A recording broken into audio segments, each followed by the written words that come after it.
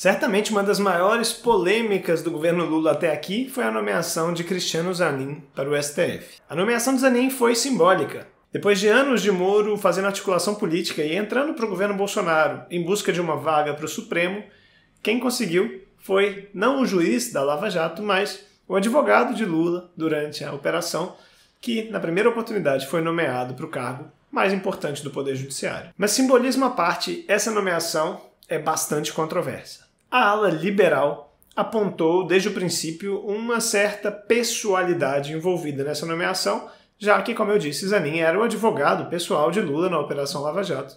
E, enfim, na primeira oportunidade Lula o nomeou para o Supremo.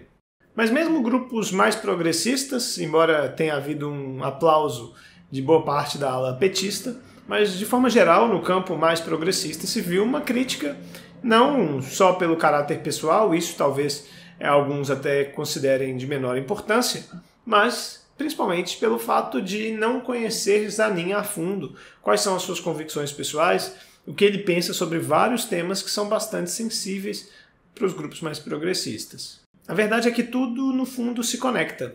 Zanin não possuía uma trajetória de notório saber, como a Constituição exige, não tinha experiência como juiz, então quase ninguém sabe como ele se posicionaria, como se posiciona diante dessa nova possibilidade, desse novo quadro, que agora de fato ele é um juiz.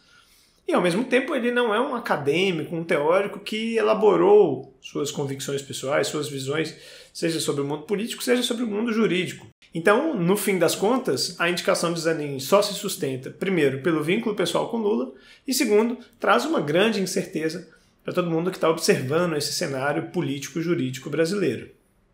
A militância petista, no geral, bateu palma talvez por confiar demais em Lula, mesmo sem conhecer a fundo quem era Zanin. Acreditavam que Lula o conhecia e que isso bastava.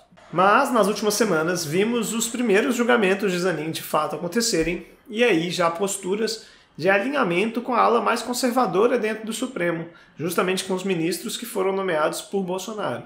Zanin fez seus primeiros julgamentos e a gente viu uma grande repercussão.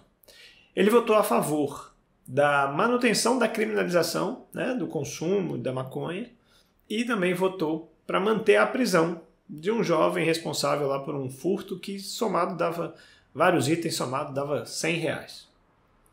Nesses posicionamentos ficou ao lado da ala mais conservadora, o que gerou uma grande celeuma, uma grande crise aqui nas redes. Faz sentido esse susto todo, afinal de contas, como dissemos, ninguém conhece Zanin, e essa primeira apresentação não foi nada interessante. O susto foi tanto que as pessoas ficaram com receio da sua votação sobre o marco temporal, uma votação decisiva e que poderia colocar em risco os grupos indígenas no Brasil, para não falar de toda a questão envolvendo também as nossas florestas, enfim, uma preservação social e ambiental fundamental, mas, ufa, nesse caso Zanin votou junto com a ala, digamos, mais progressistas e não com a turma do agro, que é lá muito bem representada pelos ministros indicados por Bolsonaro.